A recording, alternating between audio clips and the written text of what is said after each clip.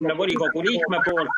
Soovitakse ülevaadet 3 punktis. Esimene punkt on ülevaade kesklinna silla uuringu tulemustest.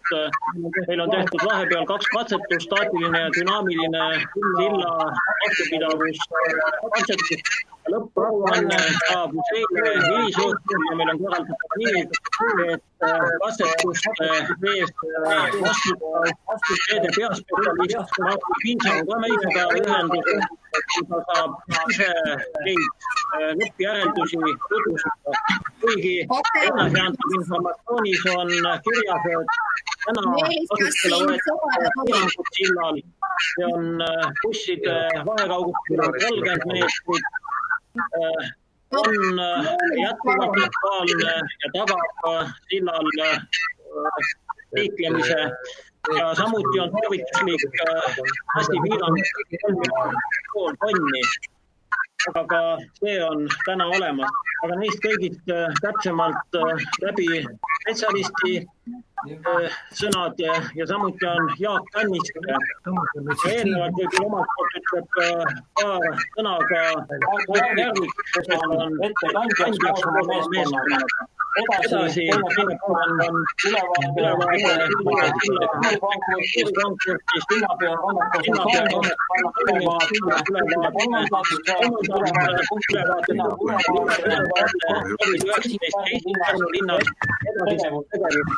ja me teeme nii, et alati peale ühe ülevaate läbiviimist on võimalus kuuliste küsimusteks, aga siis ka järgivad sama käsi öeldud põhimõtted, mikrofonid on kinni, mikrofon avatakse ainult küsimuse esitamiseks.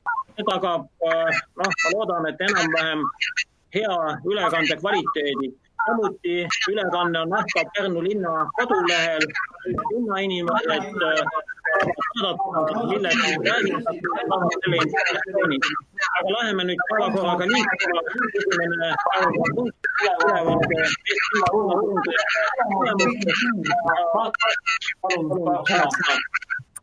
Nii oma mikrofoni järgi ja ma peaks olema kõikidele kuuldav. Tere kõigile minu poolt.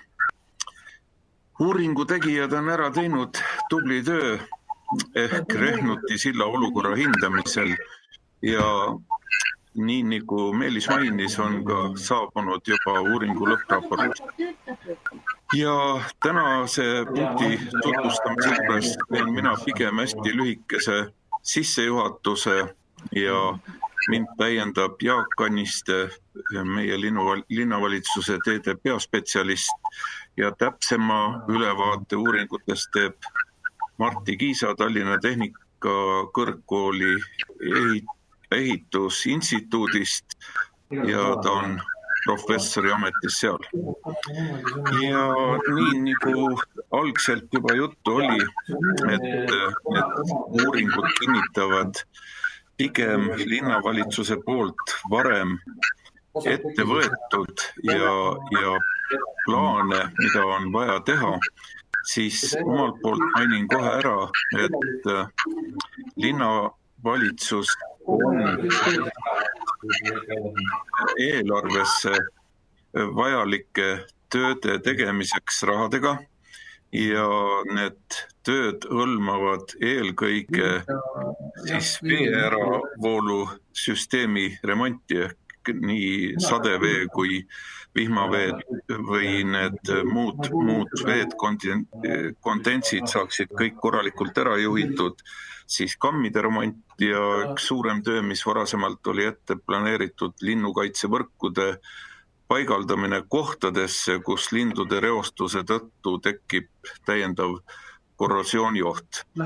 Ja vaadates kiirelt sellele uuringule peale ja just selle järelduste osale, siis nii nagu Meelis juba mainis, et 3,5 tonni piirang peab kehtima jääma, bussid võivad, linnaliinibussid võivad seal julgelt sõita, pidades vähemalt 30 meetrist pikki vahed, mis tagab siis silla pikemate kandetalade kauaaegse töö veel aastateks ja ega ma praegu rohkemat väga palju juurde ei räägikski ja ma loodan, et Jaak on ootel ja saab minult jutujärje üle võtta ja seejärel juba siis läheb jutujärg uuringu tegija esindajale Martti Kiisale. Palun Jaak, sõna sinu poolt ja siis lähme edasi. Okei. Nii, ma vaatan, mis nüüd muutus. Jah, nüüd kadus ära küll see, jah. Vaata, sul on mitmes sellest. Mille talle kirjutab. Näiteks, kui te lähete lihtsalt. Kus on väljas teekond? Objektile sisse. Üksik objektiiv vaates ei kuva. Jaak, kas sul on mikrofon sees? Palun räägi. See on praegu tegelikult kõige suurem puudus, mis selle läbi on. Ega seda mingit riigi ei saaks teha, et me näeksime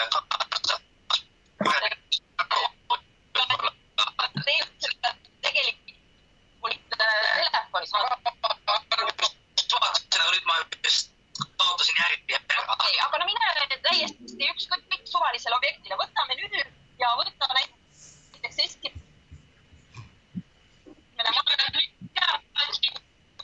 Kuna leerima ja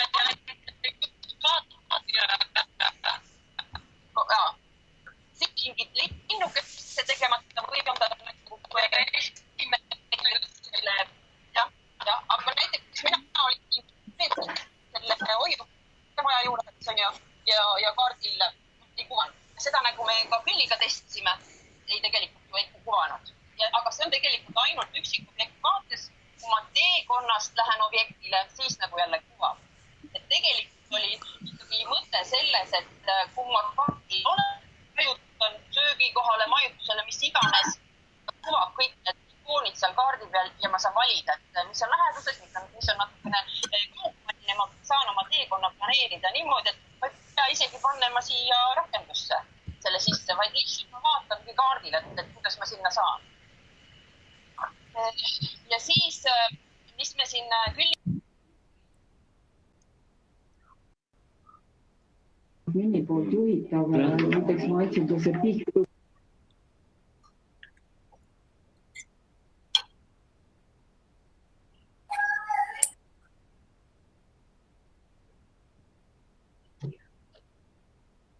Implementation.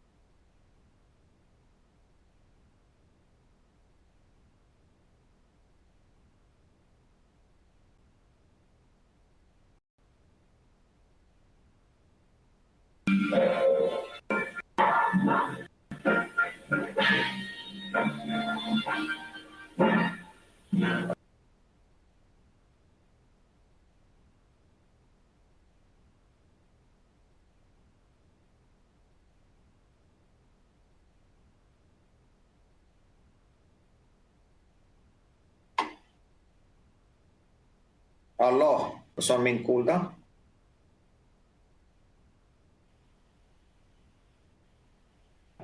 Ja on kuulda. Nüüd on kuulda? Jah, on kuulda. Okei. Saan ma edasi rääkida või keegi räägib vahele juba? Ja Jaak, alusta enda jutuga, palun. Aha, selge.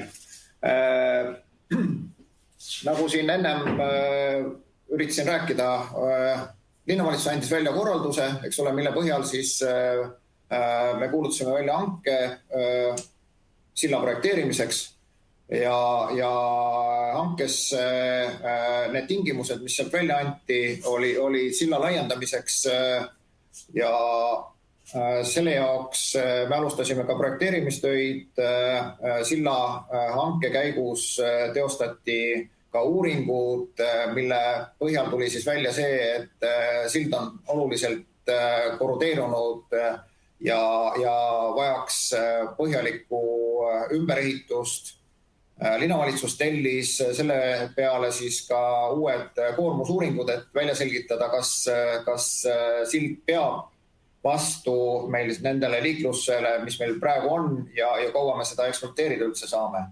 Ja selle põhjal siis teostas siis Tallinna Tehnikaülikool katsetused, mille nüüd viimased uuringu tulemused me oleme kätte saanud.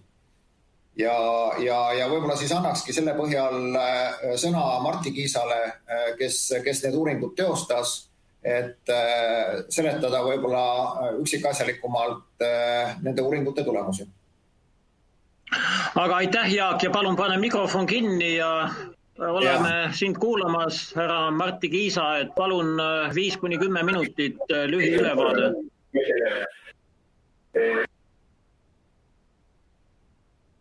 Kuidas läheb siis? Ütle, mis kord teil on nüüd?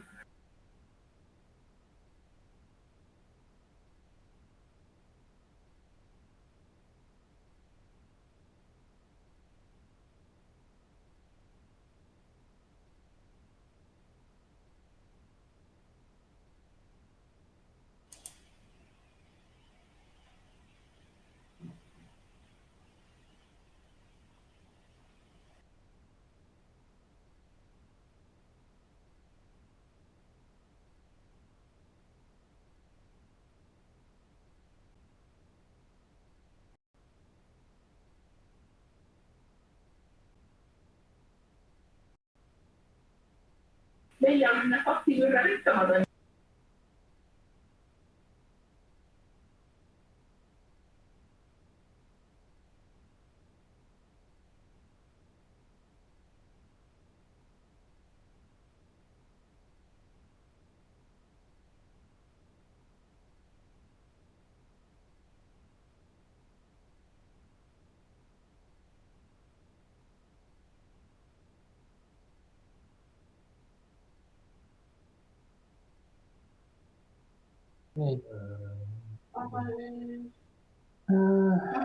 Nii, ma olen sees, jah. Nii.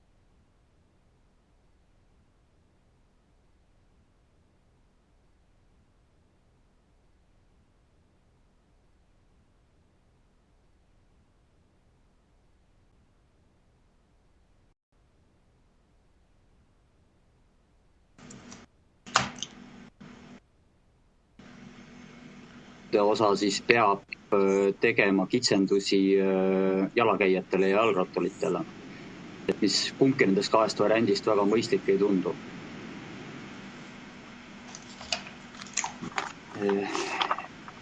Väga lühidalt see ongi kõik. siin insenerikeeles võiks minna veel palju keerulisemaks ja palju rohkem nüansse kirjeldada. Aga väga lihtsas keeles öelduna on need uuringu tähtsamad järeldused. Härra Martti Kiisa, palun korrake oma ülevaadet, sest kahjuks me ei kuulnud mingi ülekande probleem. Ma küsin üle, kas praegu on kuulda? Jah, praegu on kuulda, aga ennem ei olnud mitte midagi kuulda. Hea küll, kuna see kokkuvõte mahtus 2 minuti sisse ära, siis ma teen selle otsast peale. Et esimene tähtis järeldus on see, et silda võivad ületada Pärnu linna jaoks vajalikud rasked sõidukid, eelkõige prügiveokid ja bussid. Kuni 30 tonni nende täismass tohib olla, aga liikuma peavad nad siis minimaalselt 30-meetriste vahedega. Praeguseks hetkeks sellised liikluskorraldusvahendid seal on juba olemas ja on tükk aega olnud, nii et see nõue on täidetud, kuigi aeg-ajalt. Ka sellel ajal, kui mina seal päris palju olen nüüd aega veetnud, olen näinud, et need bussid tegelikult kohati on ka lähemal teineteisele. Teine tähtis järeldus on see, või soovitus, et see ülejäänud sõidukite mass, mis seal peal on, et nende kaalu peaks piirama 3,5 tonniga. Jällegi väga lihtsustatult öelduna see tähendab juhtimisõiguse B-kategooria, A ja B-kategooria sõidukeid. Nii et kui need 2 tingimust on täidetud, siis seal võib olla jalakäijaid peal, tegelikult päris palju, suurusjärk on 300 kilogrammi ruutmeetril, et seda küll suhteliselt harva saavutatakse. Silla laiendamine antud hetkel praegu ilma tugevdamata ja remonditöid teostamata kõne alla ei tule. Kui tahta teha laiemaks kõnniteed, siis tuleb seada olulisi piiranguid sõidukitele. Ja kui tahta siis sõiduteed laiendada, siis tuleb jällegi kitsendada seda jalakäijate tee osa seal, mis kõnnitee seal tegelikult ju on isegi suhteliselt kitsas, et kumbki nendest variantidest mõistlik ei ole. Praegusel hetkel on ohutu varu siis peaaegu saavutatud, aga ma veel kord rõhutan, et ei see 30 tonni bussidele või prügiveokitele või mis tahes teistele veokitele ja 3,5 tonni siis sõiduautodele, et see ei ole mitte silla kandevõime. Et tegelikult, kui ma toon lihtsa näite, et kui seal neid sõiduautosid siis praktiliselt peale ei oleks, siis sealt on võimalik üle lasta ka tunduvalt suurema täismassiga sõidukeid, kui on 30 tonni. Aga kui kõik need ebasoodsad asjaolud peaksid realiseeruma, ehk sillal on tõepoolest ummik, või mitte ummik, aga sõidukid seal peal seisavad, terve sillatekk on täis, siis rusikareegel on see, et 30 tonni bussid, sõiduautod võivad olla igal pool busside vahel, seal kitsendusi ei ole, ja jalakäijatele ka ei ole mingeid täiendavaid piiranguid, sest see 300 kilogrammi ruutmeetrile jalakäijatele on päris suur koormus, mida igapäevaselt saavutada. Mitte ei saa öelda, et ei ole realistlik ta on, aga mitte tavapärane. Et see tuleb kõne alla ainult erisündmuste puhul. Veel taustainfoks nii palju, et juhul kui on rahvaspordiüritused, massispordiüritused, kui muu liiklus on suletud, autoliiklus, siis praktiliselt terve see sillatekk võib olla ikkagi inimestega kaetud, et seal mingisuguseid kitsendusi ei ole. Et sellisel juhul, kui tõesti näiteks on mingisugune ekstreemne olukord, et jooksed on 2 pool siis kõnniteel väga tihedalt koos ja sõiduautod ja bussid on seal sõidutee osa peal, siis peaks küll natukene neid piirangud ilmselt hakkama kehtestama. Väga lühidalt kõik. Suur tänu. Palun esitame küsimusi ja mikrofoni kasutamist juhib Urmas Salmu.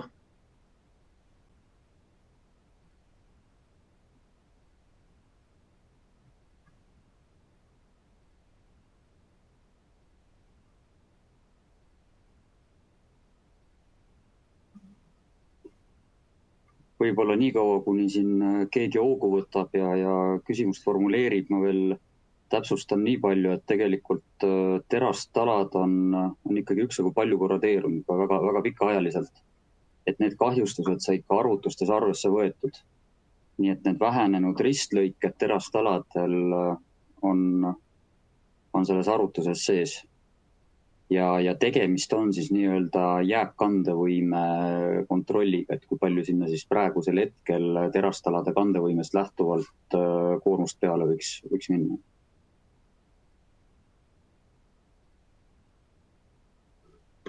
Palun, Arvo Reedik, näha on, et sul on küsimus. Esitama küsimus, palun.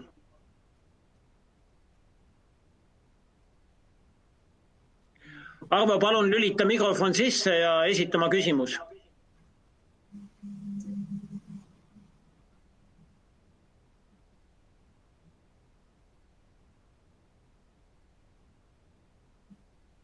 Ei kuule.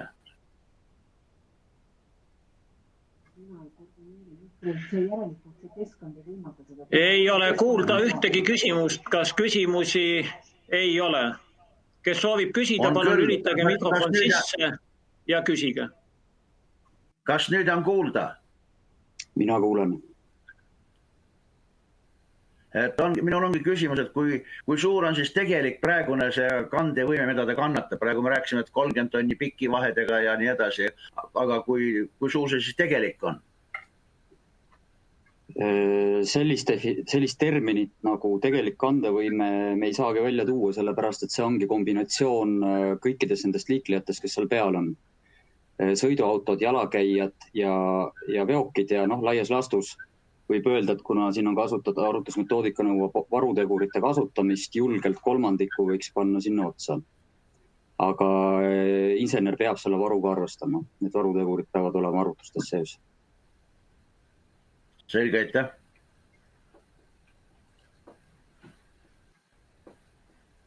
Palun, kas on veel küsimusi?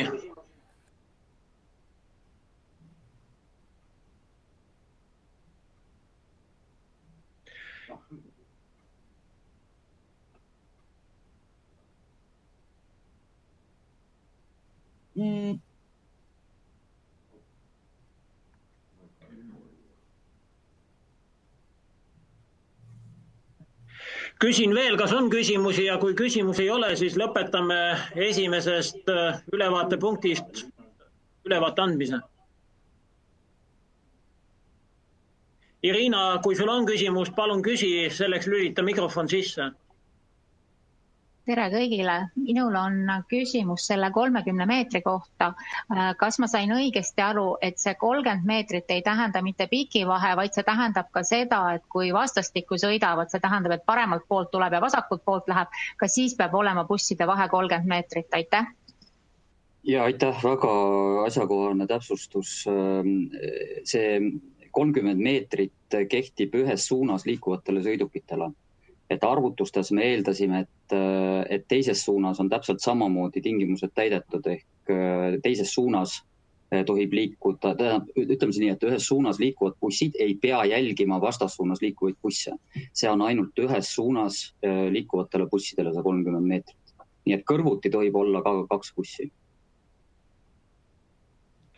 Aitäh! Kai Oraste soovib küsida, palun.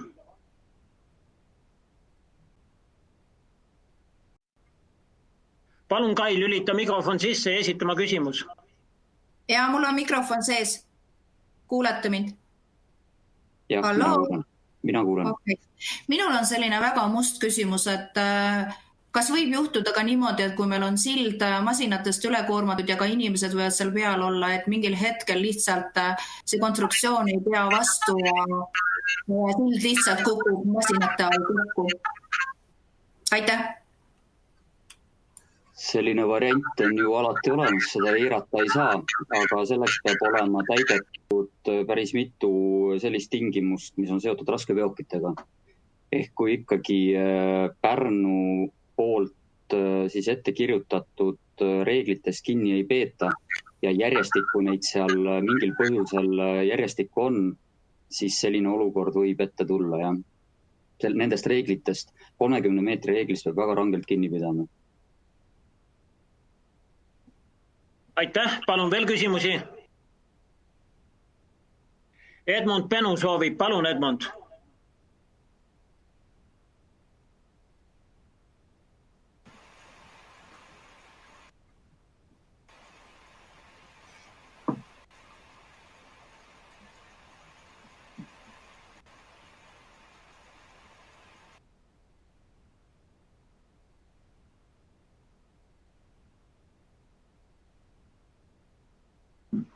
Edmund, palun esitama küsimus.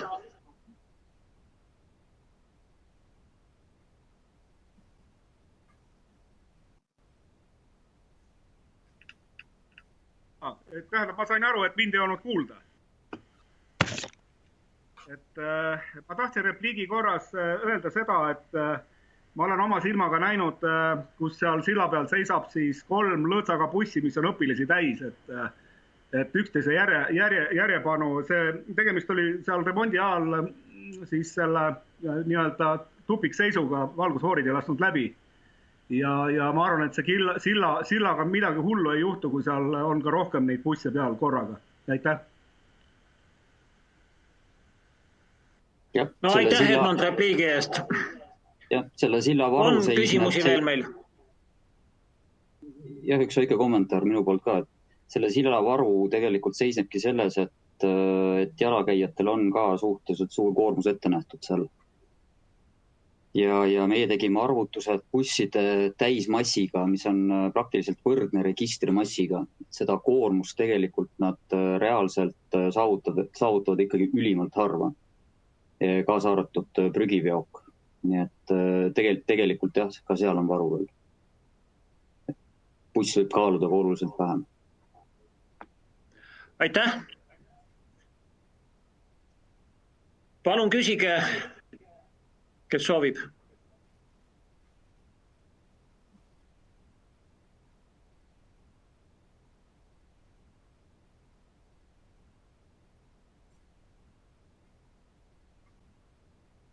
Aga tundub, et ülevaade oli ammendav, küsimusi ei ole, nii et täname Martti Kiisat sellise kindlust andva ülevaate ees. Abinõud tuleb tarvitusele võtta, need on tarvitusele võetud ja ma usun, et see sild peab meie uue silla valmimiseni vastu ja ma ise olen küll optimist, arvan, et 2022 on meil olemas uus sild, kus saavad nii autod kui jalakäijad üle liikuda. Aitäh! Aitäh! Läheme ülevaate teise punkti juurde, ülevaade uue silla arhitektuuri konkursist. Sellest on küll palju juttu olnud, sellekohane videosalvestus on linna kodulehel näha, aga kordamine on tarkus ema, nii et palun Roomek. Aitäh ja tere ka minu poolt. Soovin kõigile tugevat tervist ja annan siis ülevaate Rapa-Laia tänava silla arhitektuurivõistluse käigust. Linnavalitsuse korraldusega moodustasime siis 2. detsembril 2019 kuulutasime välja Rapa-Laia tänava silla arhitektuurivõistluse, mille eesmärgiks oli leida sillale parim arhitektuurne lahendus ja sillakoridaga seotud liikluslahendus. Ja pakutav lahendus pidi lähtuma ka kehtestatud Rapa-Laia tänava silla detailplaneeringust, mille me siis volikogus 2019 aastal ka vastu võtsime ja kehtestasime. Oli moodustatud linnavalitsuse poolt siis arhitektuurivõistluse tööde kvalifitseerimiskomisjon koosseisus Meelis Kukk, Eve Kukk ja Kristi Kalamees ning tööde hindamiskomisjon ehk žürii, mis koosnes siis linnavalitsuse esindajatest, Eesti Arhitektide Liidu esindajatest ja üks Eesti Arhitektide Liidu poolt oli pakutud ka Soome Arhitektide Liidu esindaja Outi Palosaari ja komisjoni palutud oli ka professor Juhan Iidnurm ja hääleõiguseta arhitekt Kalle Komissaaru, kes oli ka EAL-i liige ja võistlusülesande koostaja. Arhitektuurikonkurss toimus siis koostöös Eesti Arhitektide Liiduga ja tööde esitamise tähtaeg oli vahemikul 9. detsember kuni 2019 kuni 10. märts 2020 ja õigeaegselt laekus siis 9 võistlustööd, kaava, luik, silmus, peegeldus, viiv, artmerk, silla allee, luts ja kaar. 11. märtsil toimus juba kvalifitseerimiskomisjoni istung ja seal siis riigihangete seaduse alusel jäeti kvalifitseerimata osaleja märgusõnaga kaar ja riigihangete seaduse paragrahv 114 lõike 1 alusel lükati tagasi osaleja märksõnaga artmerk. Esimene žürii istung toimus 12. märtsil, kus siis toimus esitatud võistlustööde esialgne ülevaatamine ja arhitektuurne hindamine. Samuti siis andis oma hinnangut esitatud töödele siis Juhan Iidnurm, kes on sillaehituse insener ja samuti andsid siis oma hinnangud Muinsuskaitseamet ja hiljem tellisime siis eelarvestuse OÜ-lt eelarvestuse võistlustööde rajamise maksumuse väljaselgitamiseks. Järgmine žürii istung ehk teine istung toimus siis 26. märtsil, kus otsustati võistlustööde paremusjärjestus ja 29. siis allkirjastasid žürii protokolli ja see saadeti linnavalitsuse istungile ettepanekuga kinnitada arhitektuurivõistluse tulemused ja 1. aprillil 2020 ongi võistlustulemused linnavalitsuse poolt heaks kiidetud ja samal päeval kell 12 toimus siis üle interneti, kuna siis oli juba meil koroonaviirus sees nimekaartide avamine ja tehti avalikuks võitjad. Esimese koha töö autor oli Luik ja nemad said siis kultuurikapitali poolt välja pandud 12 000 eurot. Teise koha töö oli Kaava ja autorid premeeriti siis linna poolt 8000 euroga. Kolmas töö oli Viiv, mille autorid premeeriti 6000 euroga ja lisaks andis siis hindamiskomisjon välja 2 eripreemiat A3000 eurot. Üks läks tööle silla alle ja teine tööle silmus. Nüüd edasi on siis pöördutud Vabariigi valitsuse poole taotlusega eelarves siis seda sillaehitust järgmisel aastal ka riigieelarves toetada. Samuti oleme siis valmistamas ette läbirääkimisi tööautoritega, et sõlmida nendega projekteerimisleping ja pärast seda siis ilmselt kusagil selline 6-8 kuud on kindlasti projekteerimise aeg ja peale seda siis saame välja anda ehitusloa ja välja kuulutada hanke ehitaja leidmisel. Aitäh!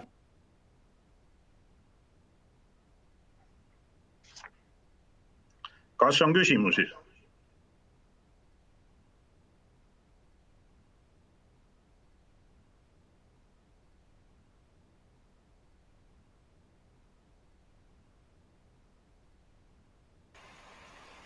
Tervist, minul oleks küsimus, ma chatis registreerisin, aga palun sõna. Jah, palun lülitage mikrofoni ja esitage küsimus. Ma saan aru, et minul on võimalik küsida. Andres Metsoja olen. Ja, aitäh ülevaate eest. Ma kahjuks liitusin koosolekuga tehnilistel põhjustel natuke hiljem seda esimest punkti, mis andis ülevaate tänasest kesklinna sillast tervikuna ei kuulsin ainult lõpuosa.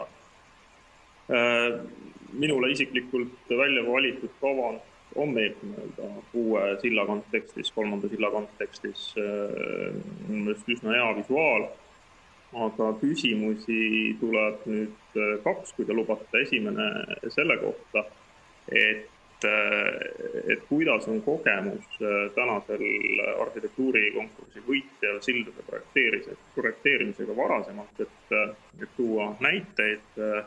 Ja teine küsimus nüüd natuke läheb sellesse eelmisse küsimusse tagasi või infopunkti, kui te lubate, et kas ma sain nagu õigesti aru, et ühtepidi öeldi, et olemasolev kesklinna silla olukord on kehv koormusarvutuste kohaselt ja tuleb piirangutest väga rangelt kinni pidada, aga volikogu esimees ütles üheselt, et tema isiklikult usub, et uue silla valmimiseni vana kesklinna sild kestab väga ilusti. Siis ma küsingi, et mis see siis perspektiivne aeg on, et millal see kolmas sild peaks valmis saama, et äkki saate avada seda täpsemat aega, et oleks ühtses inforuumist. Aitäh!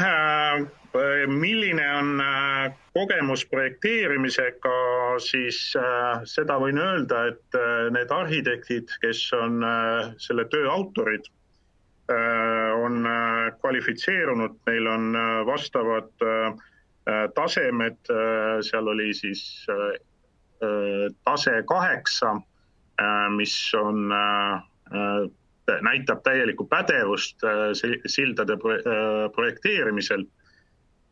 Ja tegemist on siis inimestega, kes töötavad Šveitsi arhitektuuribüroos ja nende kogemus on, ma usun, üsna lai, aga jah, ma ei ole kõigi nende projektidega tutvunud, aga kvalifitseerimis siis komisjoni on üle vaadanud kõik nende dokumendid ja nad vastavad kõigile tingimustele, nii et peaks olema võimelised projekteerima küll.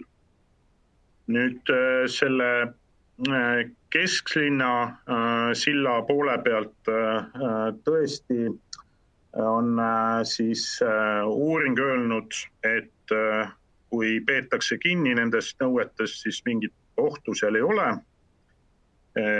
Ja meie plaan näeb siis ette, et alustada projekteerimistöödega, nendega saada siis selle aasta lõpuks või hiljemalt järgmise aasta alguses valmis, siis minna hankesse ja ehitushankesse ja praegune selline ehitusgraafik või silla valmimise graafik on siis planeeritud nii, et ehitus peaks algama järgmise aasta suvel ja lõppema aastal 2022 ehk 2 aasta pärast. Ja tänan selle hinnangu, et minu meelest on ka väga õnnestunud silla lahendus.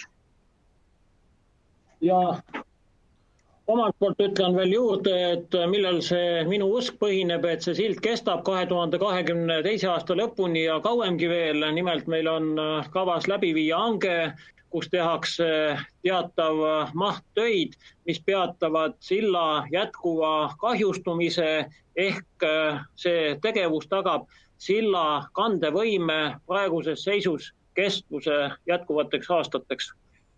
Aga Irina palub sõna. Palun, Irina, lülita mikrofon sisse ja esitama küsimus. Tere taas. Mul on selline küsimus, et Romek mainis ka, et eelarvestus on ära teinud eelarve. Millal volinikud näeksid detailselt silla eelarvet oma e-mailide peal? Aitäh. Jah, vabandust, me võime selle, ma usun küll, et me võime selle eelarvestuse töö muuta avalikuks nüüd selle võidutöö osas, et ma usun, et nende teiste tööde osas ei ole aus seda avalikustada, et me võtame siis selle eelarve osa välja ja edastame volinikele. Palun veel küsimusi. Kas saab täpsustada, mis ajaks, palun, aitäh?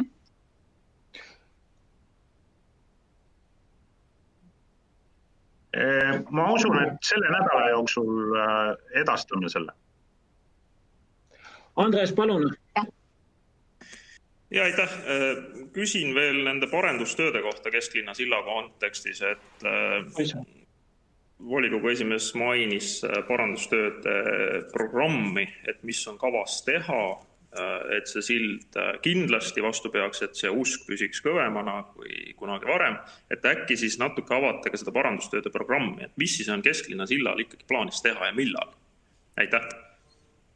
Ja Mart Järvik vastab, sellest oli meil juttu ka ülekande alguses, aga ta kordab seda. Nii, ma peaksin vist olema kuuldel. Kostab, nii.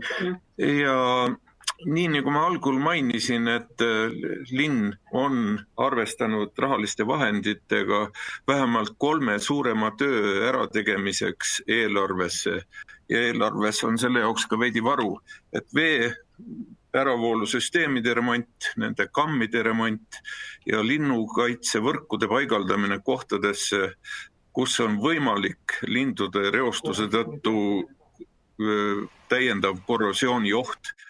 Ja korrosiooni peatumine laiemalt on üks töö ja me nopime siit sellest uuringust tulevad probleemid ka välja ja kõrvaldame ka need ja hange tööde teostamiseks ootas ainult seda lõppraporti ilmumist, see nüüd eile saabus ja peatselt tuleb hange, kus leiame tööde teostaja. Aitäh! Palun veel küsimusi. Aitäh, mul oleks täiendav küsimus, kui lubate. Palun. Kas see raport jõuab ka kõigi volinikeni mingil hetkel, et tänaseni minule teadaolevalt seda ei ole jõudnud, et oleks visanud pilgu peale?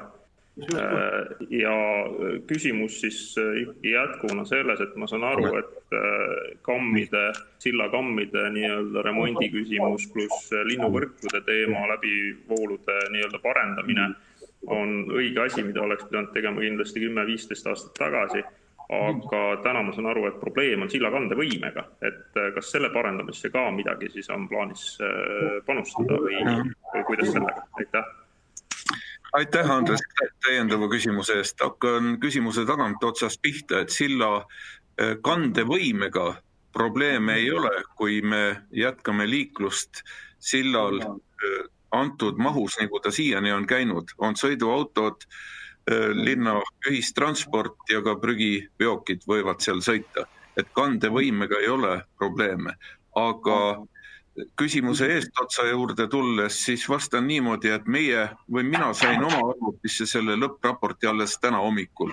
Meil oli väike eelaruanne ja kui ei ole mingeid konfidentsiaalsuse nõudeid selles raportis sees, ma ei ole nii põhjalikult lugenud, siis linnapeaga kindlasti otsustame selle, et saab ta kõikidele teistele loetavaks. Juhul veel rõhutan, kui ei ole mingeid nõudeid sees. Aitäh. Ja Iina on täpsustav küsimus, palun. Tere, härra abilinnapea mainis, et silla kandevõimega ei ole probleeme, aga eelnevalt härra Martti Kiisa just rääkis sellest 30-meetristest busside vahest, et siit on mul küsimus, et millised abimeetmed on võetud siis tarvitusele või mida plaanitakse tarvitusele võtta, et see 30-meetrine busside vahe ühes suunas hakkab meil olema, kas ainult see märk seal silla eesotsas siis nagu näitabki selle olukorra ära ja inimesed peavad lihtsalt sellest lähtuma. Aitäh. Aitäh täiendava küsimuse eest. Ja kui te olete tähele pannud, siis need nõuded juba kehtivad. Bussijuhtidele tehakse vastavalt koolitusi, et nad teaksid ohtudest, et nad ei läheks ka sellise mingi ootamatu seisaku puhul sillale, vaid jäävad silla taha ootama. Ja need meetmed tagavad turvalisuse, et seda karta vaja ei ole, nii kui ekspert meile seda kinnitas. Aitäh.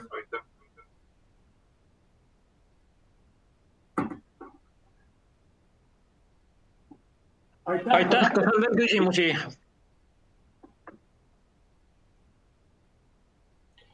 Tundub, et küsimusi ei ole, seega Andresel on, jah, palun. Jah, veel kord, et ühtepidi on väga julgustav kuulata teie seda hinnangut, et ei ole sillaga mingisugused kandejõu probleeme, aga veel kord, et tahaks siis seda raportit või kokkuvõtet tõepoolest näha, sest nii palju, kui ma sellest eelmisest ettekande lõpust kuulsin, siis see keskendus peaasjalikult sellele, et silla kandevõimega on probleemid, et ühtepidi usk on tore asi, aga kui meil on eksperdid, kes on teinud analüüsi, siis vaataks nendele arvnäitajatele otsa ja jätaks selle usu hetkel nagu kõrvale, aitäh. Nii nagu asja öeldud, kokkuvõtte, kui ka kogu raportis on midagi piiravat, ei ole, saab avalikust.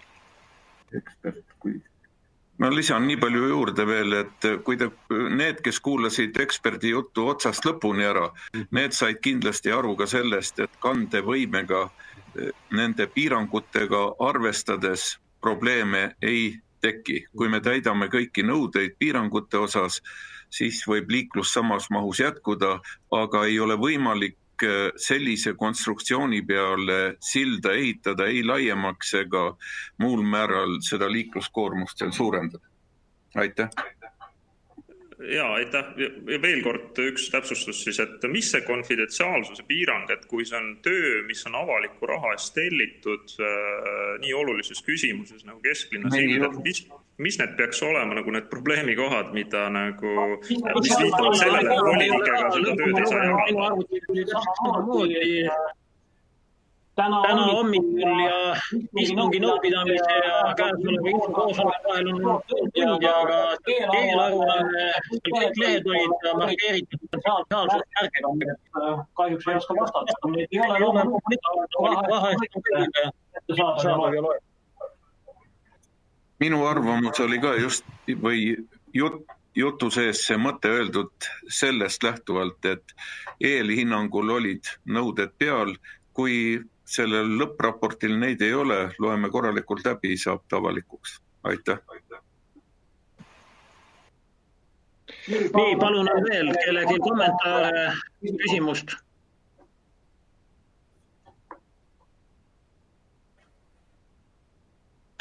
Aitäh, Irina. Aga teen ettepaneku lugeda teine ülevaatepunkt käsitletuks, küsimused vastatuks ja läheme kolmanda tänast seisu arvestades kõige aktuaalsema punkti juurde. See on viirus COVID-19, mida on tehtud ja mida on tegemisel, et see viirus saaks seljatatud ja saaksime minna normaalsesse elurütmi. Palun, Romek. Aitäh. Tere veel kord minu poolt ja annan siis ülevaate lisaks sellele kirjalikule ülevaatele, et milline seis siis meil COVID-19 viirusega on.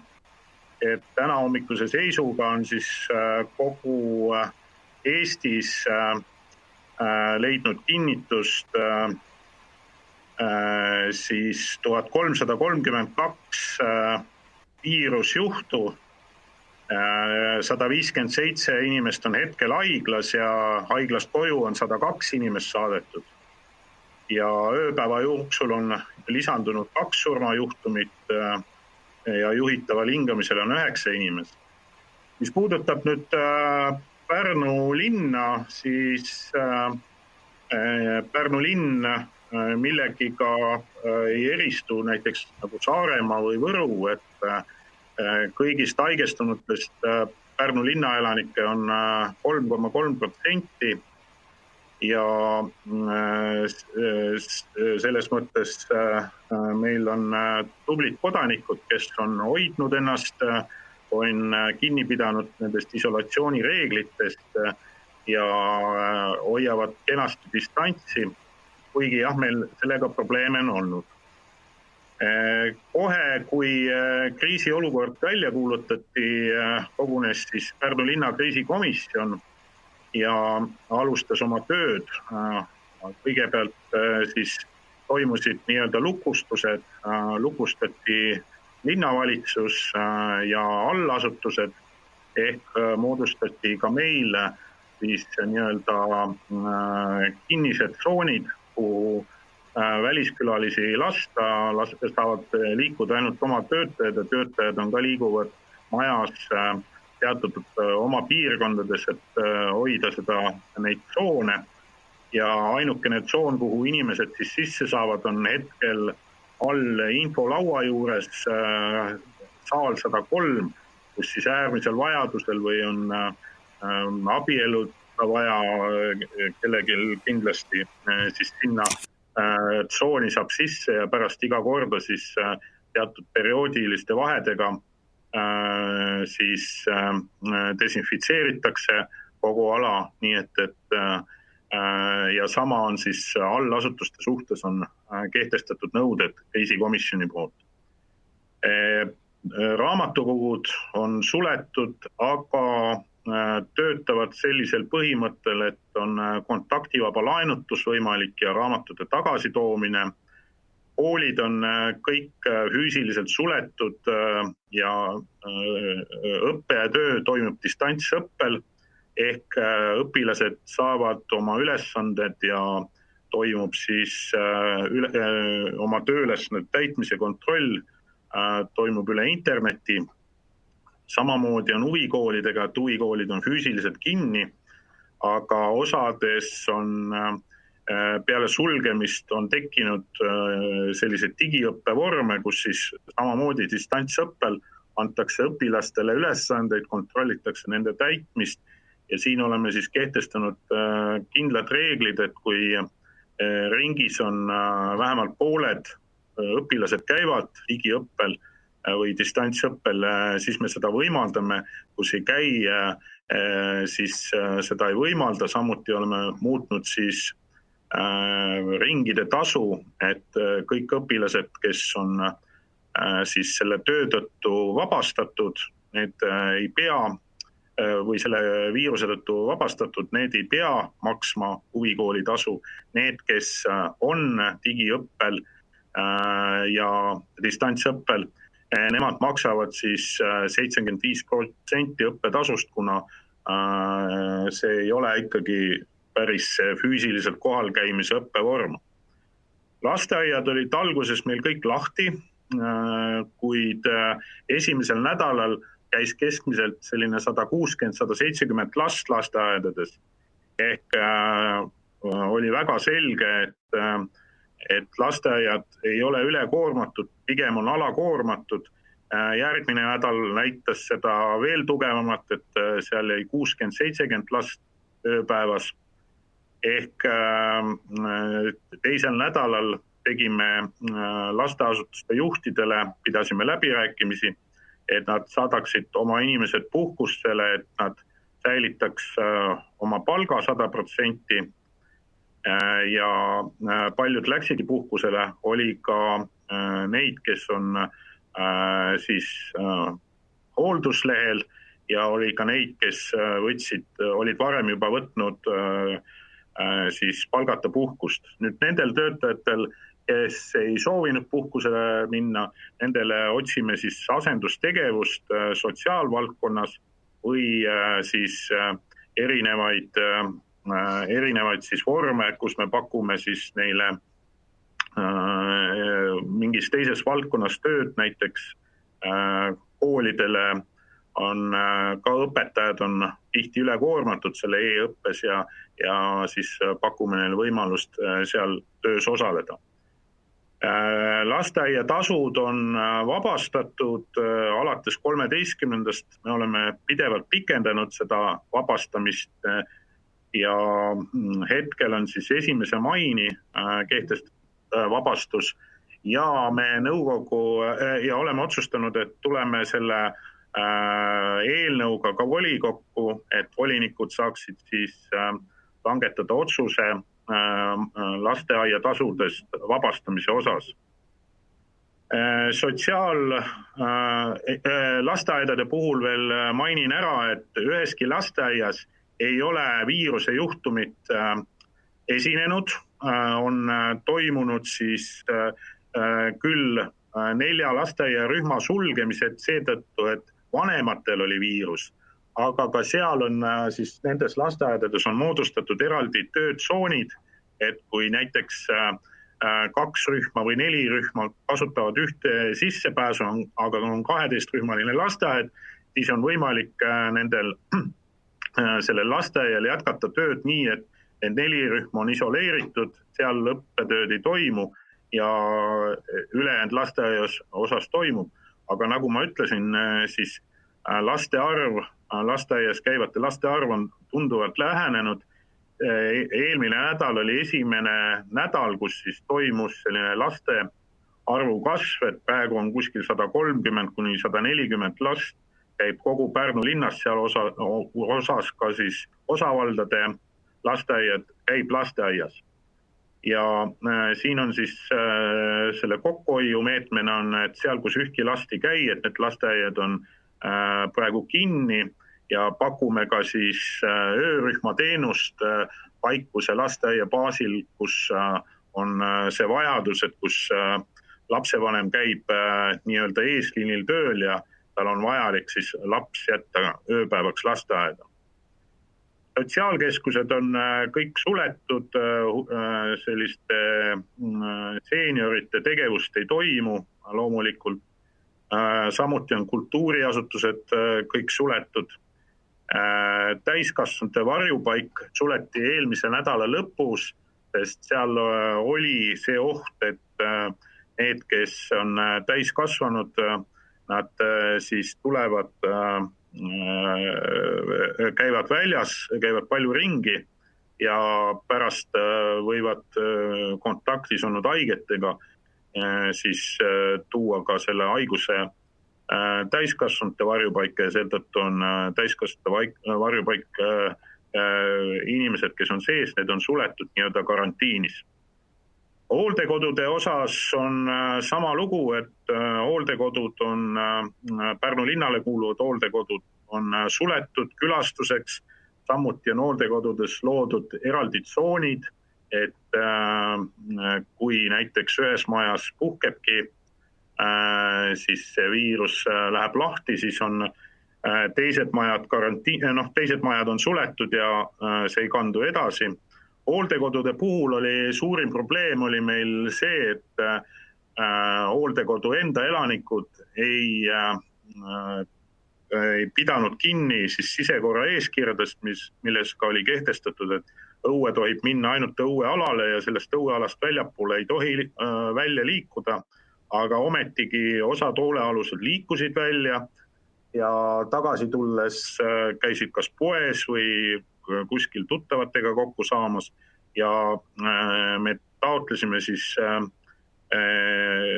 eriolukorra juhilt siis õigust, et me võime need kliendid hooldekodu teenuselt ajutiselt eemaldada, nad saavad minna täiskasvanute varjupaika või oma koduste juurde, kes on kodus ja siis sealt saada seda teenust, sellepärast et me ei saa ohustada, et kõik hooldekodu töötajad ja personal võib jääda haigeks.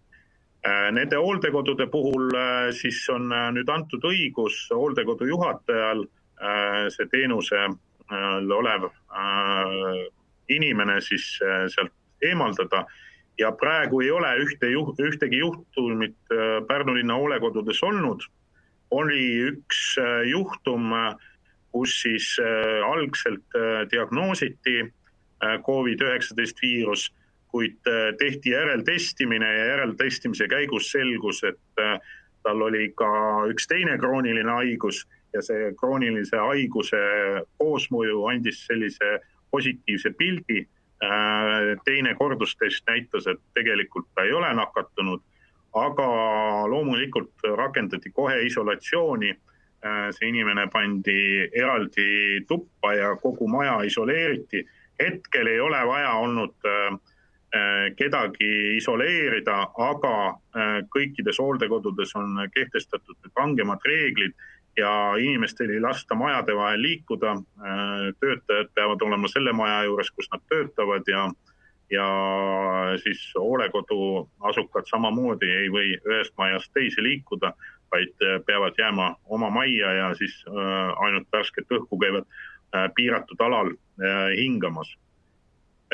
Siis sulgesime ka mänguväljakud, siis mänguväljakute puhul oli see oht, et tõesti inimesed tulid sinna mänguväljakule oma lastega ja siis hakkas see vaidlus, et kes tuli enne ja kui mängivad kusagil kaugemal, siis äkki ikka tohivad olla. Aga seal oli väga selge Terviseameti juhis, et kui ikka mänguväljakutel lapsed mängivad, et siis peaks seda desinfitseerima. Ja meil on ligi 80 mänguväljakut ja kõikide mänguväljakute juurde nüüd inimest valvama panna, kes vaatab, et kas lapsed läksid ära ja nüüd desinfitseerime. See ei olnud võimalik ja seetõttu otsustasime mänguväljakut sulgeda. Koju viime sooja toitu, koolitoitu, see teenus alguses oli meil umbes 80 inimest, aga see on kasvanud 190-le kodus viibivale lapsele, siis viime hetkel toitu koju. Tammsaare kooli söökla baasil seda tehakse ja viiakse koju. Ja alustasime ja siis pakume ka sügava ja raskepuudega lastele pakume siis teenust, kuna riigikoolid on suletud, siis Päikesekooli baasil pakume ka neile teenust ja ka koduteenust. Koduteenust pakume ka kõigile meie vanuritele, kes on sotsiaalsüsteemis arvel.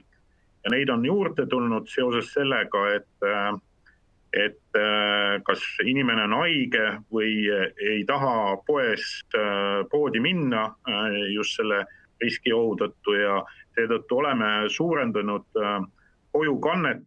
Hetkel on meil ka baas olemas, et me saame kasutada vabatahtlikke, aga vabatahtlike abi ei ole praegu vaja läinud, et meil oma maja sotsiaaltöötajad saavad hakkama. Ja see teenus on koju viimine, toidu koju viimine on tasuta.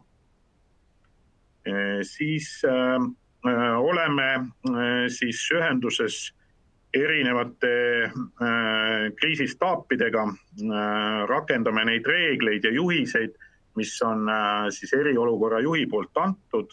Ja nagu ma ütlesin, siis inimesed on tublid, võtavad need reeglid omaks ja üldjuhul siis täidavad neid, aga teeme ka siin kohal politseiga koostööd, et korrakaitseteenistuse 6 töötajat on moodustatud 3 patrulli, kes koostöös politseiga kontrollivad kaubandusettevõtteid, kontrollivad siis erinevaid reeglitest kinnipidamist 2+2 ja mänguväljakutel toimuvat.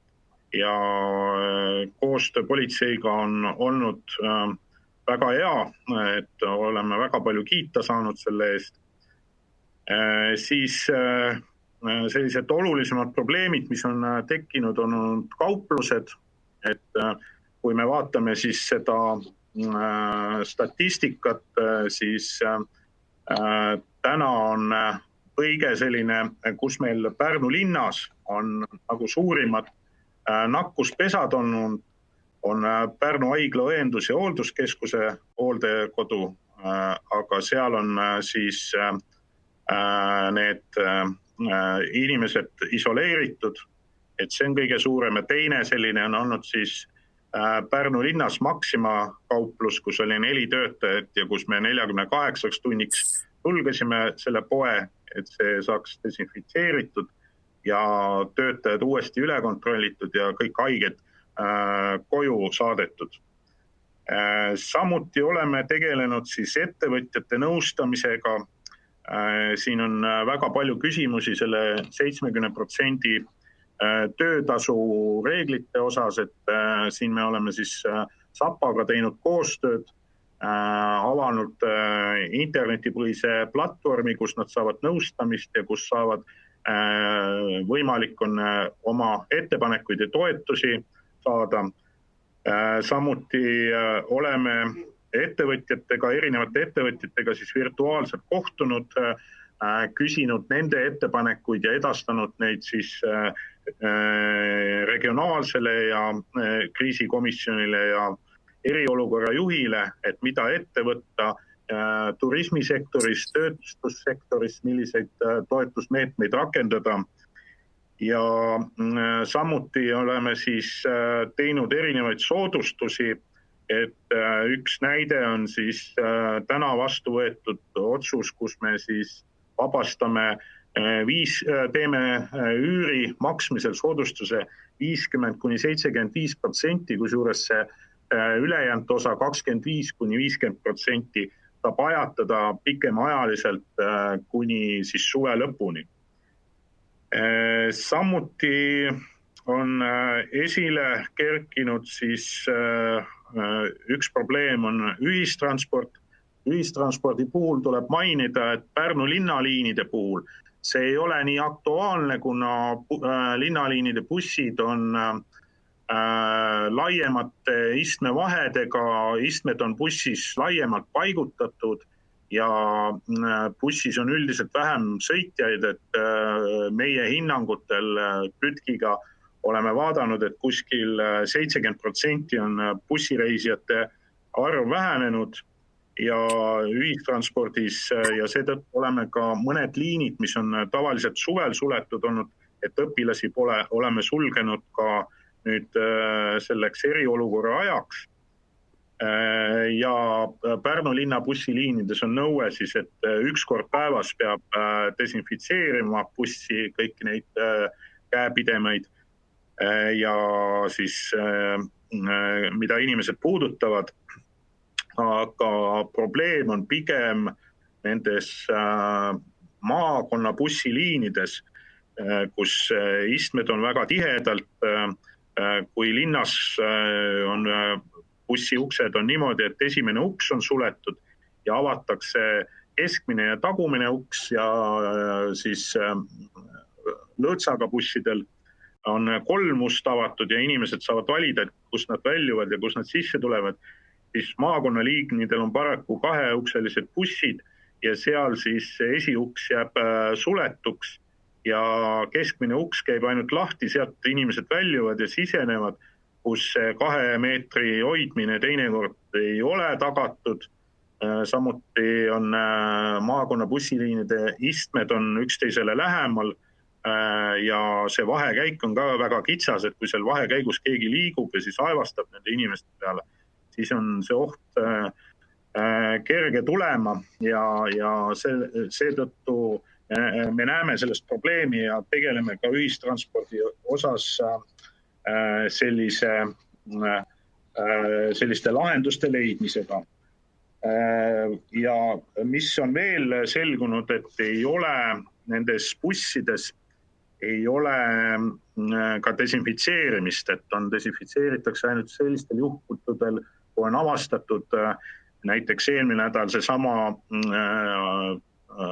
Lavassaare liinil, kus oli siis 1 kuni 2 inimest, kes olid nakatunud, sõitsid bussiga ja siis otsiti neid inimesi ja peale seda siis bussifirma desinfitseeris, et me palusime eriolukorra juhil kehtestada selles osas ka karmimad nõuded ühistranspordile. Kaitsevahendite osas on olukord keeruline, kuid me oleme leidnud lahendused.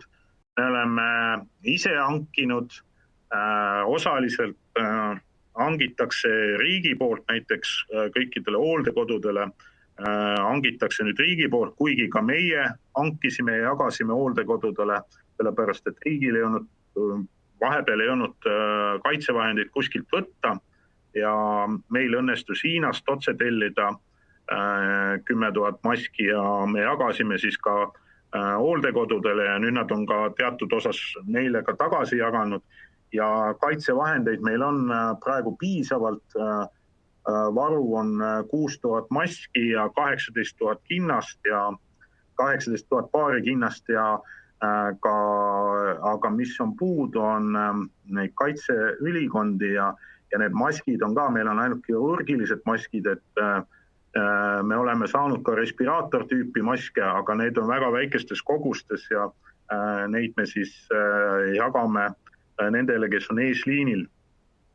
Sest Kui me vaatame nüüd neid nakatumise juhtumeid, siis lääne regioonis on 350 nakatunut ja nende analüüs näitab, et 46% on saanud oma nakkuse töökohal olles ja nendest 46% omakorda ligi pooled on töötajad tervishoiusektoris või sotsiaaltöötajad. Nii et ja muidugi väga suur arv siin tuleneb sellest, et Saaremaa on ka lääne regioonis sees. Aga ka meil on kõige suurem selline nakkuskolle olnud just haigla poole pealt. 18% on saanud oma nakkuse siis kodus pereringis, et keegi pereliige on siis haige olnud ja on saanud siis kodus. 4% on ainult, kes on need välismaalt tagasi saabunud ja nende puhul on olnud siis reaalnumbrites on 15 nakatunut on siis saanud välismaalt ja 32% on siis nendest eelpool loetletustest väljaspool kusagil avalikus ruumis suheldes, kas üritustel osalemine, poes käimine või siis ühistranspordis sõit. Nii et see kõige suuremad tänaseni need nakkuskolded on olnud ikkagi kas töökohal või olgu siis kaupluses või kuskil või siis avalikus ruumis ehk 32%.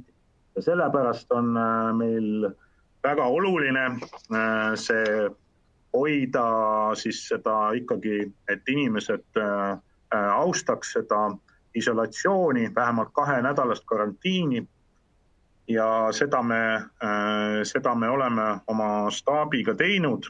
Nüüd milline prognoos võib olla, me oleme siis ka olnud eriolukorra juhi ja siis regionaalse kriisistaabiga arutanud ja eeldatavasti enne mai keskpaika see eriolukord ei lõppe ja kui ta ka lõpeb seal 15. mai paiku, siis on ka väga tõenäoline, et neid leevendusmeetmeid hakatakse rakendama astmelt ehk näiteks lubatakse üritusi korraldada mingi piiratud arve inimeste puhul või ei avata koole täielikult, et siin on teada ka, et 15.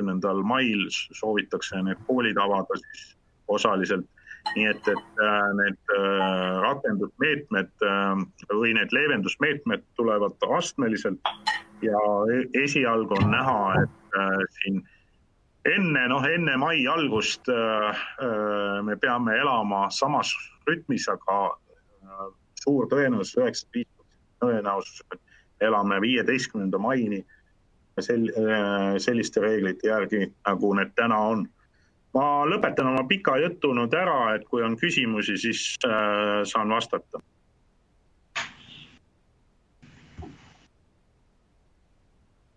Aitäh, linnapea. Palun esitage Romekile küsimusi. Liinal on küsimus kohe olemas, palun. Mul on, Romek, mitmeid küsimusi, aga ma võtan siis esialgu vaiksemalt, et saaksid ka teised küsida. Kas keegi võiks mikrofoni välja lülitada? Esimene küsimus on, mul sa mainisid, Romek, et mingi netiplatvormi teel on ettevõtjad saanud Sapalt sellise siis tagasiside, kus nad saaksid oma probleemidest lahti kirjutada ja neid nagu teada anda. Mul on täiesti konkreetne küsimus, et mis valimi alusel Sapa neid ettevõtteid on sinna siis nagu registreerinud, et saamaks üle täiuslikku ülevaadet Pärnu ettevõtluses toimuvast? Aitäh! Aitäh, Irina. Iseenesest seal mingeid piiranguid ei ole kehtestatud, et seal on kõigil võimalik sinna Sapa koduleheküljele minna, ennast registreerida, oma mured teada anda ja nad otsivad koos ka lahendusi, et neil oli siin webinaar oli just alles, kus räägiti nendest 70% palgatoetuste saamisest sellest, et minu teada seal mingid piiranguid ei ole. Ma täpsustan siis, et mitte nagu Sapa ise ei võtnud nendega ühendust ega ei kaardistanud linna ettevõtteid, vaid linna ettevõtted ise pidid ühendust võtma. Käis see niipidi? Vabandust. Jah, täpselt nii, et sealt poolt toodetakse nagu seda initsiatiivi ikkagi, et seal platvormil ennast registreeritakse ja siis on see informatsioon saadaval. Ma tean, et Erik Reinhold tegi ka mingi koos meie ettevõtlusspetsialistidega tegi mingi uue listi nimekirja, kus on neid ettevõtjaid nagu kaardistatud, aga seal on nagu see probleem, et seda masspostitust paljud ei ole andnud oma seda õiget. Erik Reinholdiga just eelmine nädal rääkisime, et ei ole andnud oma seda õiget e-maili aadressi, et sinna on pandud mingil registreerimise ajal on antud mingi aadress, aga tegelikult see ei toimi. Okei, siis tähendab, see ettevõte, kellest ma praegu konkreetselt rääkisin, kelleni ei ole info jõudnud, on kindlasti oma õiged andmed andnud, sest ta on ka linna poolt eksporttoetust saanud. Aga teine küsimus puudutab linna ettevõtet nimega Estonia, et millised meetmed täna on meil Estonias kasutusele võetud, et omanikuna, mis täiendavad kulutused meid ees ootavad, sest täna on juba ju teada, et Estonia ei suuda omaniku poolt püstitatud eesmärke ära täita. Aitäh! Jah, aitäh. Me oleme olnud Estonia juhiga kogu aeg kontaktis, kui nüüd see eriolukord välja kuulutati ja järgmisel päeval kästi kõik spaad sulgeda. Siis me seda ka pühapäevast tegime, ma ei mäleta seda kuupäeva, kas see oli 14. märts võis olla see pühapäev. Ja leppisime kohe kokku, et kõigil töötajatel viiakse osalisele tööajale ehk tegelikult on kogu maja kinni, inimesed on siis vähendatud tööajaga, aga saavad seda 26. märtsil on või vabandust, mitte 26. vaid kohe peale seda, kui kuulutati välja see meede, 26. sest ta samal päeval saatis selle teate 2 nädalase ette teatamisega siis selle töökoormuse vähenemisest. Nii et kõik töötajad on siis kodus, aga saavad seda palka ja seda vähemalt miinimumpalka ja kõik majanduskulud on ka nagu selles mõttes maha võetud, et elektrid, veed, kütted, kõik on viidud miinimum peale ja oleme rääkinud ka nagu sellest perspektiivist, et iseenesest kui see eriolukord lõpeb ja elu hakkab jälle juunikuust peale, siis on võimekus nii-öelda välja tulla, aga loomulikult me seda kasumit, mis me oleme eeldanud või sinna eelarvesse sisse kirjutanud, seda me ei näe, see on selge. Et me tegutseme selle nimel, et Estonia toimiks, kui normaalne olukord taastub ja oleme ka teinud turismisektori, seal ei ole ainult Estonia, vaid seal on ka Jaan Ratnik ja teised on teinud oma ettepanekud, milliseid meetmeid rakendada.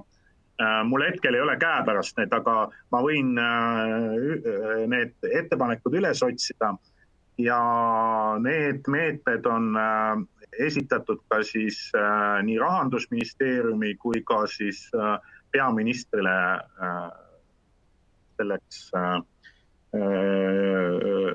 sooviga, et neid rakendatakse, et hetkel on riik öelnud sellest 25 miljonist rääkinud, aga ma arvan, et see on kindlasti ebapiisav, et seal kindlasti turismisektorisse tuleb rohkem raha panna. Ma siis täpsustava küsimuse, sa mainisid, et töötajate palka on vähendatud, viidud miinimumtasuni, mis on juhtkonnaga? Aitäh. No juhtkonnal kehtib see tänane, kuidas öelda, juhatuse esimehel on lepinguline, lepingust tulenev. Ja ta töötab selle nimel, et seal on ka need inimesed, kes ei ole sellele sundpuhkusele läinud. No, sundpuhkust pole olemas, aga ütleme, et kes ei ole tööd ära läinud, kes on jätkuvalt tööl ja valmistavad suve, nad ongi tööl. Aga ma küsin selle kindlasti juhatuse esimehelt üle.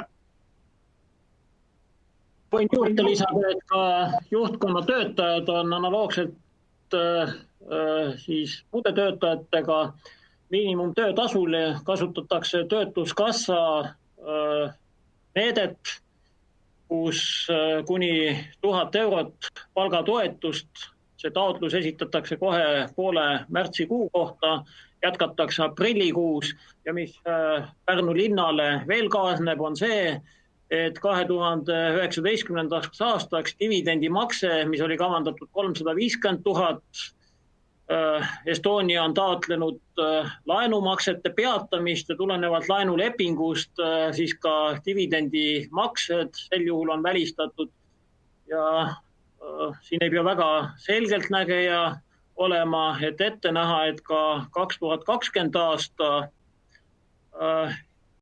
dividendimaksed saavad olema küsitavad, et loota, et külastatavuse voog taastub, no hea, kui see juhtub, aga vähe tõenäoline. Täpsustab repliik Meelis Kukele, kes mainis, et juhtkond on ka viidud miinimumtasu peale ja saavad seda töötasu hüvitist alates siis poolest aprilli või märtsist. Minule teadaolevalt makstakse seda 2 kuud. Kas see tähendab siis seda, et maikuus lähevad nad tagasi tavalistele palkadele? Aitäh. No nii palju, kui mina tean, no seal on veel meetmed on korralisele puhkusele võimalik saata, on palgata puhkusele, see küll väga tõenäoline ei ole, ja teada on ka, et tuleb teine töötajate hoidmise pakett läbi töötukassa. Jah, seda on hinnatud, et praegu 250 miljonit käivitatud pakett, seda jätkub 2,5 kuuks. Aga ega seda kõike toimuvat jälgitakse seadusandlust ja tehakse seda, et ettevõtte töötajaskonda hoida ettevõtte elujõulisena. Kõik see toimub. Aitäh Meelis, et Roomek, ma küsiks veel ühe küsimuse. Ma nägin, et Andres tahtsid küsida, aga kuna mul hakkab uus videokoosolek. Et Roomek, sa mainisid, et praegult on siis koolid või lasteaedadega õpetajad saadetud kas siis sunniviisiliselt või korralistele puhkustele. Aga mis nende õpetajatega saab siis lasteaiaõpetajatega suvel, kui neil tegelikult ongi lasteaedades väiksem koormus ja kui nad tegelikkuses peaksidki olema puhkustel, mis siis linn nendega suvel ette võtab? Aitäh. Aitäh, kedagi sunniviisiliselt puhkusele ei ole saadetud, ütlen kohe ära. Et me oleme ikkagi rääkinud lasteaedade direktoritega sellest, et ilmselt sellel suvel, kui nüüd see koroonaviirus ikkagi kevadel taandub ja normaalne elu taastub, siis ilmselt paljud ettevõtted hakkavad jälle tööle ja need lapsevanemad, kes on 2 kuud kodus olnud, kes on oma puhkuse ära kasutanud, et me usume, et sellel suvel on lasteaedale suurem koormus, et me ei saa tekitada neid massipuhkused, tavaliselt on meil kollektiivpuhkused nii-öelda suvel olnud, aga sellel aastal jäävad need kollektiivpuhkused ära, me ei saa neid lasteaedu sulgeda, kuna ilmselt vanemad, kui neil on töö alles, lähevad tööle ja neil on lapsed vaja suvel lasteaeda panna. Võib-olla mingi väikene langus toimub, aga nagu ma ütlesin, kõik töötajad ei ole puhkusel. Osad töötajad on olnud ise haiged, osad töötajad võtsid kohe alguses hoolduslehe või läksid laste pärast võtsid palgata puhkust ja osad töötajad on jätkuvalt tööl kas siis koolis või kuskil mujal, kus saab neid rakendada. Ja loomulikult, kui see selline olukord edasi kestab pikemalt, siis ei ole välistatud ka see vähendatud tööaeg.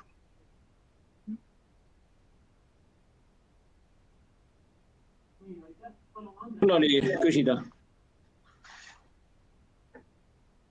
Ja aitäh, kuulate? Kuuleme. Ma olen ka üsna paljude Pärnu ettevõtjatega suhelnud ja üks tõeline murekoht ikkagi arvestades meie turismisektori ulatust ja tööjõu hulka seisneb tõepoolest suuresti selles juba räägitud teemas, mis puudutavad siis töötukassa toetusi ja just nimelt selle miinimumpalga maksete toetus. Et see praktika, ma saan aru, on ettevõtjatel erinev. Et ühtepidi Estonia tõepoolest kasutas kohe seda võimalust minna sellele toetusele, aga ma tean, et paljud teised ettevõtted maksid siiski märtsi palgad välja, makstes ära inimestele töötasu, ajatades küll sealhulgas oma maksed siis Maksu- ja Tolliameti kaudu. Aga selline võbelus on üsna suur hinges paljudel ettevõtete juhtidel, et mis ikkagi selle toetuse mahuga saab. Et ehk printsiip, kes ees see mees. Ja minu arvates see oleks tõsine mõtlemiskoht, kus Pärnu linn peaks reageerima ja tegelikult sisuliselt ikkagi poliitiliselt tegema avalduse Vabariigi Valitsuse suunal ja rõhutamaks seda üle, et see seaduses antud 3 kuud, mis võimaldab üldse siis seda töötukassa toetust kasutada ühtepidi, et võib-olla võiks vaadata üle selle seadusandliku võimaluse, et see periood võiks olla pikem. Ja teisalt loomulikult ka rahaline ressurss, et eks see töötukassa toetus kaob sealt nagu mullune lumi, et ilmselt sinna on ka täiendavalt rahalist ressurssi vaja. Seda indikatsiooni olen mina andnud üsna tugevalt ka siin parlamendis, aga ma arvan, et turismipiirkonnad eeskätt Pärnu, me peaks tegelikult seda survestama ja kas või homsel volikogu istungil tegema sellise poliitilise pöördumise ja rõhuma seisma nende ettevõtete eest, et nii nagu ka volikogu esimees ütles, et suure tõenäosusega see turg ei taastu sellises mahus ja kiiruses, nagu me ootame. Et see ebakindlus, mis rahvusvaheliselt on tekkinud, ei lase ilmselt tavarütmi õige kiiresti selle turismivaldkonnaga uuesti tulla. Et see minu meelest võiks olla avaliku sektori poolne täiendav toetus nagu ettevõtjatele, et üks asi on tõepoolest, mida me saame teha koha peal, aga teine, et mis signaali me peaks andma riigi suunas. Ja teine selline murekoht ja mõtlemiskoht on ikkagi ju suuresti selles, et Pärnus on käidud, Eesti inimesed tulevad siseturistid suuresti suvel meie suurepärastele sündmustele. Me teame, et siin on terve rida sündmusi kohe-kohe peaks nagu hakkama peale, pluss ettevalmistus käima, heatoidufestival ja paljud muud teised asjad, et kas siinkohal me oleme andnud nagu enda sees mingisuguse selge seisukoha, et näiteks heatoidufestival, et kas sellega minnakse sellel aastal Vallikääru Aasale või tegelikult on pigem see hoiak, et me seda ei tee, sest see ilmselt on vajalik ka korraldajale, ma ei tea, ilmselt on korraldajaga suheldud ja läbirääkimisi peetud, aga see oleks üsna kiiresti vaja ilmselt nagu selgeks rääkida, kuni sinnamaani välja, et linn annab ju oma eelarvest väga paljudele ühingutele toetusi, et teatud sündmusi, lihtsalt ka rahvaspordisündmusi ei ole võimalik hetkel korraldada, et mis taktika on seal siis valitud, et kas me anname võimaluse need lepingud ümber kirjutada ja ikkagi neid algatusi tuleb toetada, mina arvan, et kuidas me siin nagu käitume. Aitäh. Aitäh, Andres. Mul on hea meel, me oleme täiesti ühte meelt, et nii selles esimeses punktis, et Vabariigi Valitsuse poole pöörduda ja kaitsta meie turismiettevõtete huvisid, sest meil turismitööstus on tõesti suur sektor. Ja ma olen seda linnavalitsuse nimel on nagu teinud, eks ju, nii peaministrile kui ka siis rahanduse ministeeriumile seda sõnumit edastanud. Ja mul on hea meel, kui me saame ka opositsiooniga üheskoos sellel teemal välja tulla ja sellise tugeva sõnumi esitada ja edastada, et see on minu meelest väga õige samm minu poolt. Mis puudutab nüüd seda teist poolt, siis jah, täna me oleme nagu seda meelt olnud, me oleme seda ka kriisikomisjonis arutanud, et kõik need üritused, mis 15. maini pidid toimuma, need ilmselt ei toimu. Ja me anname nendele korraldajate võimaluse uuesti taotleda ja teha see üritus mingil teisel ajal. Ja me planeerime neile need rahastused. Nüüd, mis saab edasi 15. Minu suur soov oleks, et suvel toimuksid Pärnus üritused, sest see toob selle rahva tagasi. Ja nii palju, kui ma olen rääkinud siis ka nende hotellide ja restoranide liidu esindajatega, nende nägemus on, et kui inimesed on paar kuud nagu kodus istunud, siis tahavad välja tulla ja nendele üritustele tulla. Pigem on see suurem mure, et see, millest ma rääkisin ka nende meetmete leevendamisel, et seal võib tulla ette see barjäär, et riik ütleb, et ma ei tea, et juunikuus on lubatud kuni 50 inimesega üritused ja siis suurendame, ma ei tea, juulis 500 inimesini, et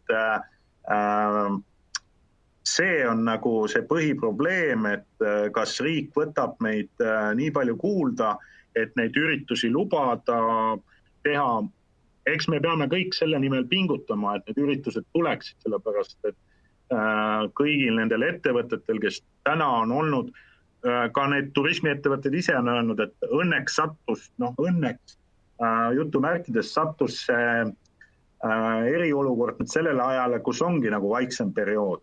Aga kui see hakkab venima nüüd, ütleme sinna juunisse, juulisse, siis on ka kõigil nendel ettevõtetel on tõsine probleem ja ma arvan, et me peame kõik ühiselt seisma selle eest, et esiteks siis turismiettevõtjad saaksid abipaketi all ma pean silmas just seda, et kui ettevõtted ennast käivitavad, siis neil on neid käivituskulusid vaja, toitu sisse osta, mingeid teenuseid sisse osta, et see raha oleks neil olemas ja teiselt poolt loomulikult need üritused, mille pärast siia tullakse, tullakse väga palju ka ranna pärast, aga ka need üritused, et võimalikult palju selgitada eriolukorra juhile ja Terviseametile, et neid leevendaks neid meetmeid, see on praegu kehtestatud, aga loomulikult nendel on see risk, et kui jälle puhkeb see, siis nad ütlevad, et see on nagu me tekitasime uue Saaremaa, et siin on nagu arusaadav, et see peab olema need eriolukorra nõuded ja meie soovid peavad omavahel olema tasakaalus, aga loomulikult selle nimel tuleb tööd teha ja mul on hea meel, et ka opositsiooni poole pealt leitakse, et need on õiged suunad ja tuleb ühiselt selles seista. Aitäh, Andres! Kui lubad, et siis... Palun küsimus.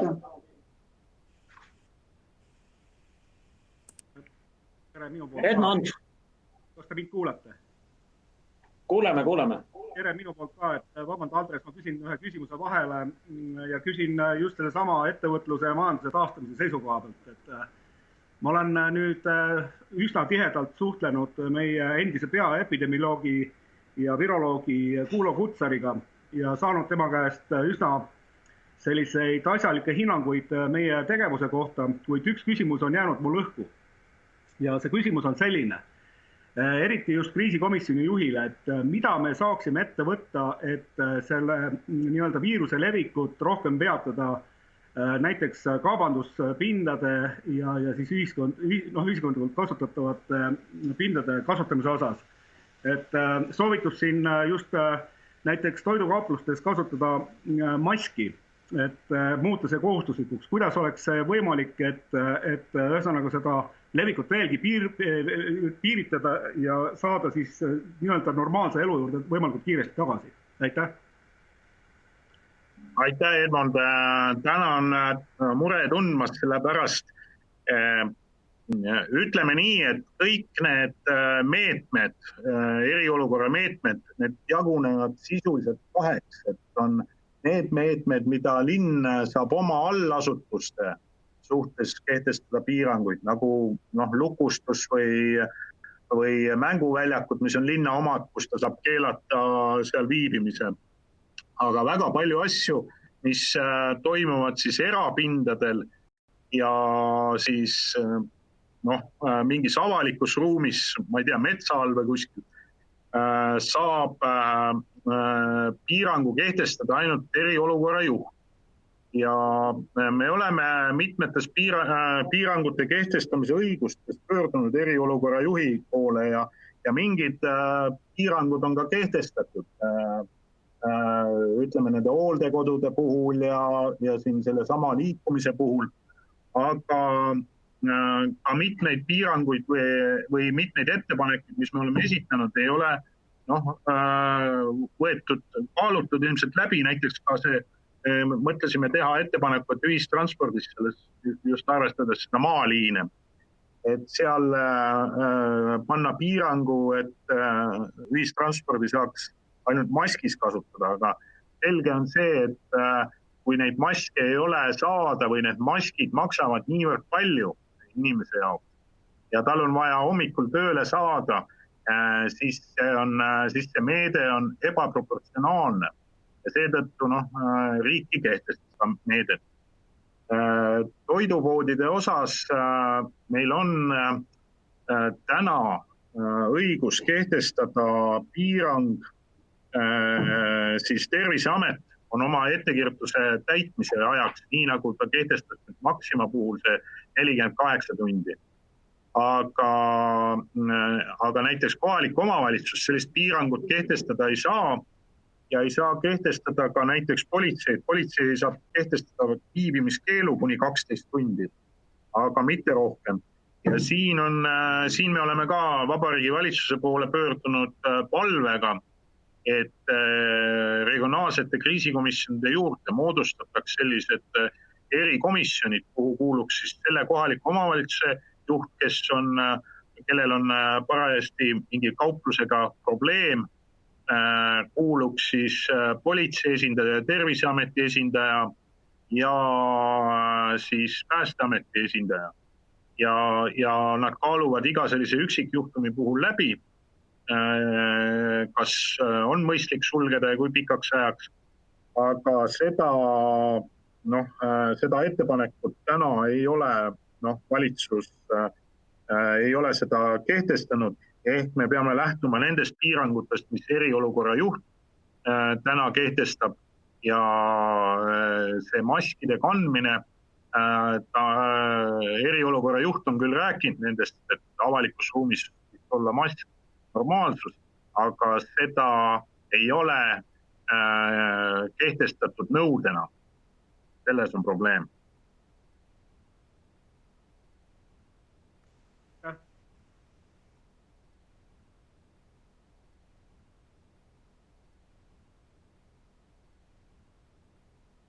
Ma saan aru, et Meelis on lahkunud.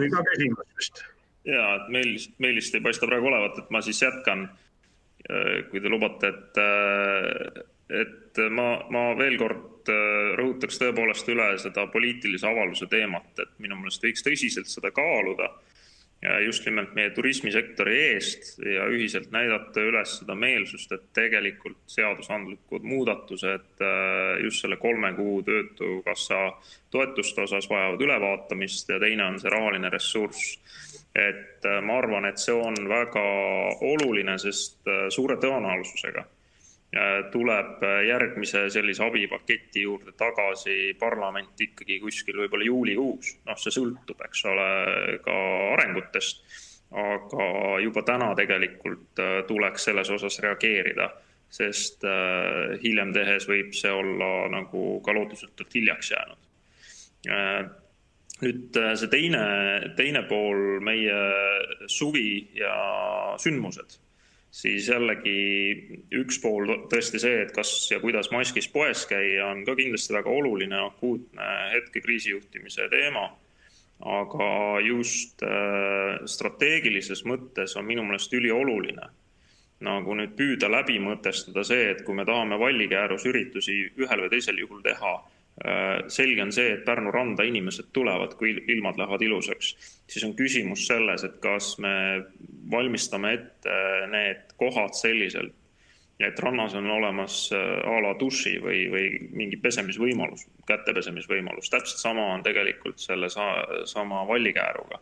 Et kui me näeme, et seal ka väiksemas mahus neid üritusi ikkagi teha, siis me peaksime valmistama ette need tingimused. Ja täpselt samamoodi see hankimine ette valmistamine võtab aega, aga kui me tahame, et see kõik juhtuks, siis me peaks ilmselt enda poolt need ennetusmeetmed niimoodi nagu keskkonda sulanduma, et on üldse see võimalus, kuni neid riske ei ole võimalik viia nullini.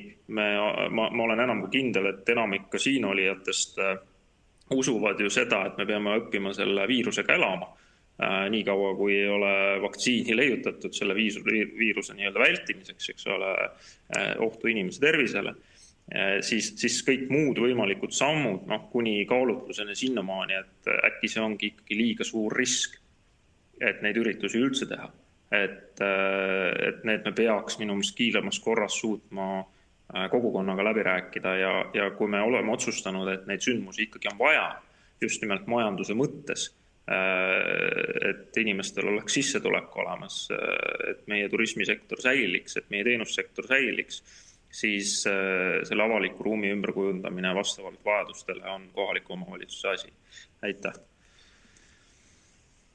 Jah, aitäh Andres, et väga õiged märkused ja võib-olla selle libisesin üle, et tõesti ettevõtjad on teinud ettepaneku, et see tööaja vähendamine on võimalik 3 kuu jooksul 2 kuud, eks, et vältida selles sektoris, need aeg saab varsti läbi ja omanik on kohustatud kas siis koondama, eks, et ta ei saa enam seda tööaega vähendada, et selles mõttes väga õige märkus ja Riigikokku mõistlik selle ettepanekuga minna. Seda on teinud ka, et vältida nende koondamiste lainet. Seda on teinud ka need turismiettevõtjad on teinud ja ma olen sellega niimoodi edastanud, aga mõistlik on ta edastada siis poliitilise avaldusega pigem, et nii nagu sa ütlesid. Jah, kogu tegevus on esimene prioriteet on meie elanikkonna tervis, sealt edasi on töökohad ja sealhulgas osutada võimalikul heal tasemel ajakohaseid avalikke teenuseid. Ja minu meelest need on nagu sellised olulised, kuigi lihtsalt ka valitsusele näidata toetamist vajavad kitsaskohad just meie kogukonda Pärnu linna silmas pidades, nii et kindlasti need asjad saab tehtud. Aitäh, Andres. Kas on veel küsida?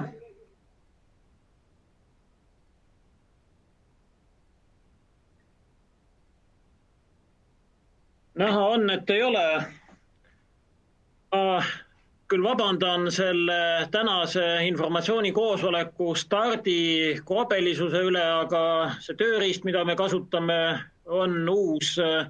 Ka selle koosoleku käigus sai selgeks, et esiteks ülevaate puudumine, kes osalevad, kui palju osalevad, puudusi on selle keskkonna administreeritavuse osas. Kindlasti on paremaid lahendusi ja need otsused jätkuvad ja ka üks töösuundi on leida sellised võimalused, mis lubaksid oma valitsusel nii volikogu kui valitsuse kui komisjonide tasemel teha tingimustes, kui olustik nõuab, kaugtööd. aga sellegipoolest minul poolt aitäh asjalike ettepanekute ja aktiivse kaaselamise eest. Ja ma usun, et kõik, kes soovisid, said ülevaate küsitud teemade osas. Aitäh!